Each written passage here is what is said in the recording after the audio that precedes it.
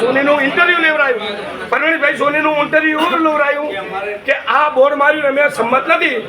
ભારતીય જનતા પાર્ટીના આગેવાનને હું કહેવા માંગુ છું કે પરવીનભાઈ રહ્યા એમના ધર્મપત્ની ભારતીય જનતા પાર્ટીના નગરપાલિકાના કોર્પોરેટર છે. એના પછી બીજું ઇન્ટરવ્યુ આવ્યું મારા બોર્ડ વિરોધ. રજનીભાઈ શાહ એ 40 વર્ષથી ભારતીય જનતા પાર્ટીના આગેવાન છે.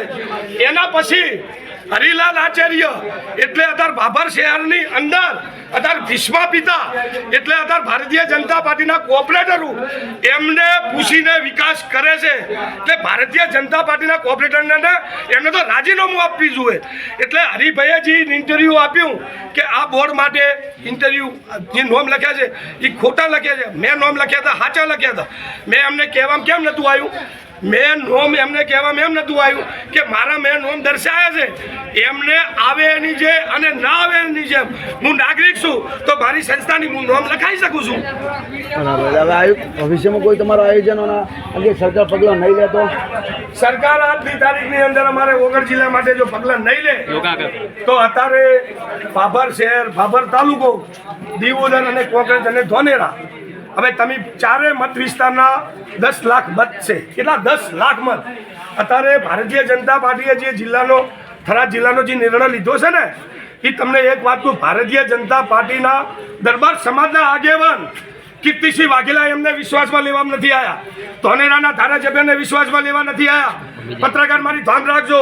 કોંકરેજ તાલુકામાં ધારાસભ્યને વિશ્વાસમાં લેવામાં નથી આવ્યા. લોકલાડીલા વાવના ધારાસભ્ય સ્વરૂપજી ઠાકોર કઠપુતળી એટલે અત્યારે મેં એમને કાલે ફોન કર્યો હતો કે તમે રેલીમાં જોડાઈ જાઓ પણ એમને આવવાની ઇનકાર કર્યો છે.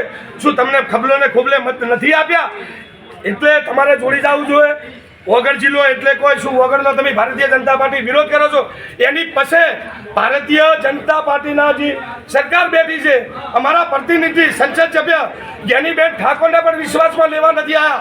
આ એક ભારતીય જનતા પાર્ટીના એક આગેવાન અને અદાણીના કારણે એટલે શું ભારતીય જનતા પાર્ટી કે બનાસકાંઠાના જિલ્લાના મતદારો તમારે એક ભાભર શહેર કે તાલુકા શહેર કે જિલ્લાનો ભારતીય જનતા પાર્ટીનો પ્રમુખ બનાવવો હોય તો કેટલો સેન્સ લે છે? શું ભાભર શહેરનો ભાભર તાલુકાનો શેર નહીં લેવાનો? દીવુદરનો નહીં લેવાનો? કોંકરેજનો નહીં લેવાનો? અને ધોનેરાનો નહીં લેવાનો? પબ્લિકની મત વિસ્તારની એમને જોડવું જોઈએ, પરિપત્ર લેવા જોઈએ. કનો વિરોધ છે? ભારતીય જનતા પાર્ટી અને મુખ્યમંત્રીને મારી રજૂઆત છે અને વડાપ્રધાનને રજૂઆત છે કે તમે 22માં આવ્યા હતા અને તમે વગર જિલ્લાનું નક્કી હતું અને તમારું અપમાન થાય છે.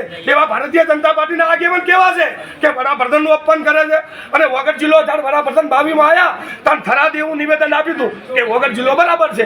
હવે બે રાજકારણીઓ બે આગેવાનના કારણે કેમ તમે નિવેદન ફેરવી નાખો? એટલે મારી વિનંતી છે કે અમને વગર જિલ્લો આપો ન કે અમને પાલનપુરમાં રાખો ન કે અમને પાકિસ્તાનમાં મિલી દો પણ ગોળી મારો પણ અમારે થરાદમાં નથી જવું.